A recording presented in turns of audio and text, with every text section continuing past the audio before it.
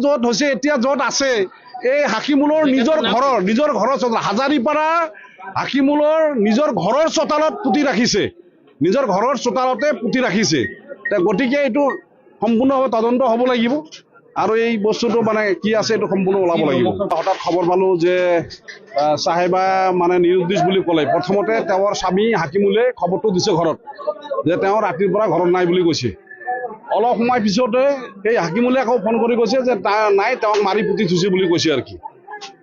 এতিয়া কথাটো হ'ল তাৰপিছত তেওঁ কোৱা মতে মানে তেওঁ এনেকুৱা ধৰণৰ কৈছে যে বাৰী থোৱাৰ পিছত মোৰ ডাঙৰ মিছেছ তেওঁ আৰু ল'ৰা ছোৱালী তেওঁ কোনেও ঘৰত নাই, তেওঁলোকৰ মানে ঘৰত তালা দি ইয়াৰ পৰা গুচি গৈছে বুলি কৈছে।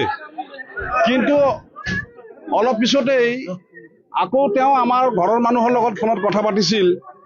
ফোনত কথা পাতোঁতেই মানে তেওঁৰ যিখিনি কথা, তেওঁৰ যিখিনি ষ্টেটমেণ্ট, এই কথাত আমাৰ সন্দেহ জাগিছে।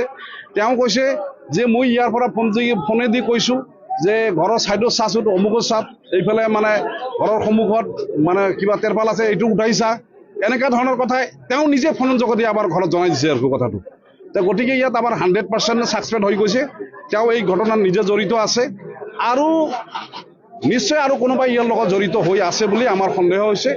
আমি প্ৰশাসনক দাবী জনাম, আমি ছোৱালীৰ এজ এ অভিভাৱক হিচাপে আমি প্ৰশাসনক দাবী জনাম যে ইয়াৰ ন্যায় তদন্ত হ'ব লাগে।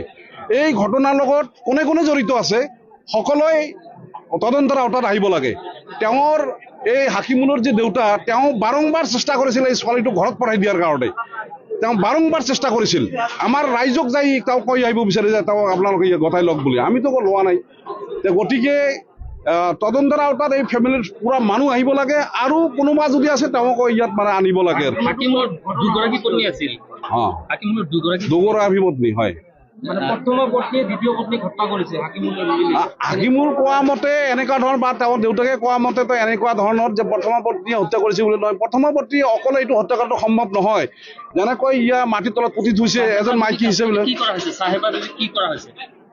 চাহেবা আজি হত্যা কৰা হৈছে, আমি এতিয়া ৰাইজে দেখি আছে। তেওঁক হত্যা কৰা হৈছে, আজি হত্যা কৰি তেখেতক মাটিৰ তলত পুতি ৰাখিছে। এতিয়া লগত এইটো চোৱা যাওক, পষ্টমৰ্টেম হৈ যাওক, কিন্তু মুঠতে এইটো যে এটা হত্যা এইটোতো ইতিমধ্যে প্ৰমাণ হৈ গৈছে। মাটিৰ তলত পুতি ৰাখিছে, ইয়াৰ সঠিক তদন্ত হ'ব লাগে আৰু ইয়াৰ লগত কোনে কোনে জড়িত আছে সম্পূৰ্ণ মানুহ আইনৰ আওতাত আহি দৃষ্টান্তমূলক শাস্তি পাব লাগে, এইটো আমাৰ কামনা।